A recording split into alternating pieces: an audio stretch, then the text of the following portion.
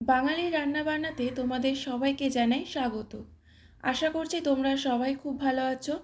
আজকের রেসিপি ভালো লাগলে এবং আরও নতুন রেসিপি পাওয়ার জন্য চ্যানেলটা প্লিজ সাবস্ক্রাইব করে দিও।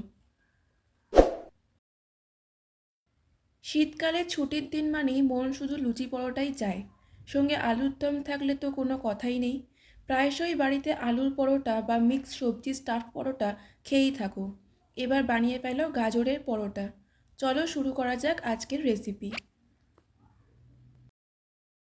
প্রথমে গাজরগুলো ধুয়ে গাজরের খোসা ছাড়িয়ে নেব আর পরিমাণ মতো পেঁয়াজ কুচিয়ে নেব। তারপর একটি পাত্রে পরিমাণ মতো জল দিয়ে গাজরগুলো ভাপিয়ে নেব। এরপর একটি গ্রেটারের সাহায্যে ভাপানো গাজরগুলো গ্রেট করে নেব। তারপর পুর তৈরি করার জন্য প্রথমে একটি ফ্রাই প্যানে পরিমাণ মতো সাদা তেল দিয়ে দেব আর দিয়ে দেব 1 চামচ ঘি। ফোড়নে দেব গোটা জিরে, তারপর দিয়ে দেব পেঁয়াজ কুচি, সামান্য নুন। পেঁয়াজটা হালকা লাল লাল হলে তার মধ্যে দিয়ে দেব গ্রেট করে রাখা গাজর।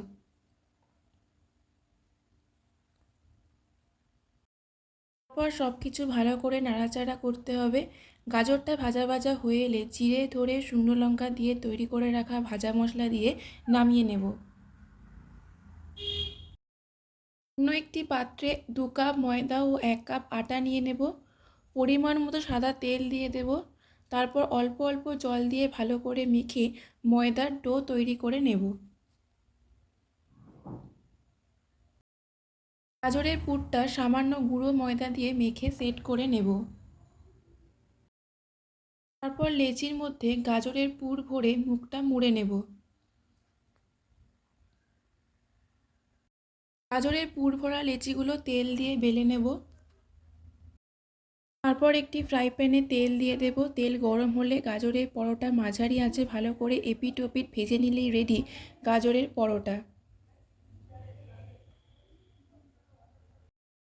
আমাকে নিচে কমেন্ট বক্সে অবশ্যই লিখে জানিও তোমাদের কেমন লাগলো আজকের রেসিপি। ভালো লাগলে প্লিজ লাইক শেয়ার সাবস্ক্রাইব করে দিও। আজকের মতো এই পর্যন্ত, আবার চলে আসবো অন্য কোনো রেসিপি নিয়ে। ততক্ষণ সবাই ভালো থেকো, সুস্থ থেকো, আমার চ্যানেলের পাশে থেকো।